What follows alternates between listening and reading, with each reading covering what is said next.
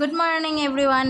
চলে এসেছি আবার একটা এগ কারি রেসিপি নিয়ে। তো এগ কারি বানানোর জন্য প্রথম 5টা ডিম আমি সিদ্ধতে বসিয়ে দিয়েছিলাম জলের মধ্যে অল্প নুন দিয়ে। নুন দিলে তাড়াতাড়ি সিদ্ধ হয়, আর সেটা শুনেছি, সত্যি কিনা না মিথ্যে আমি জানি না। তারপর ডিমটাকে এভাবে বাড়িয়ে বাড়িয়ে তারপরে দেখতে পাচ্ছ আমি ছুলে নিচ্ছি। এভাবে বাড়িয়ে নিলে নাকি খুব ইজিলি কুসাটা ছুটে আসে। তো আমিও অনেকবার ট্রাই করেছি, দেখেছি হ্যাঁ সত্যি খুব ভালোভাবে কুসাটা ছুটে আসে, তাই জন্য এরকম করি। তারপর এখানে কেচি দিয়ে আমি ভিতর থেকে একটু ডিমটাকে কেটে দিচ্ছিলাম যাতে মশলাগুলো ভালো করে ডিমের ভিতরে ঢুকে।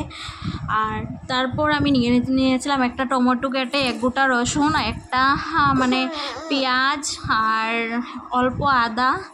আর আপনারা চাইলে কাঁচামরিচটাও অ্যাড করতে পারেন, যেহেতু আমরা স্পাইসি খাবার পছন্দ করি না সেই জন্য কাঁচামরিচটা দিইনি।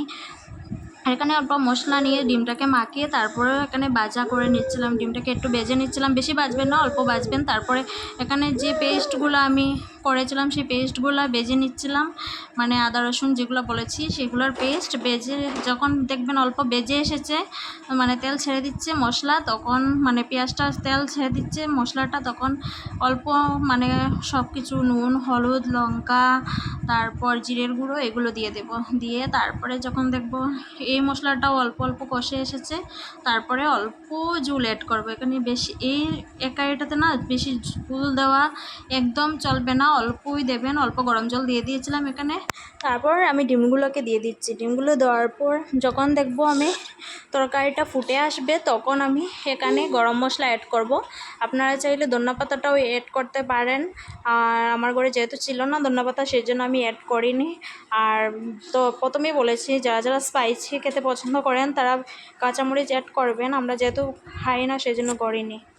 দেখতেই পাচ্ছেন ডিম তরকারিটার কালার কীরকম এসেছে, সত্যি খেতে খুব ইয়ামি হয়েছিল। এরকম একবার বানিয়ে ট্রাই করে দেখতেই পারেন।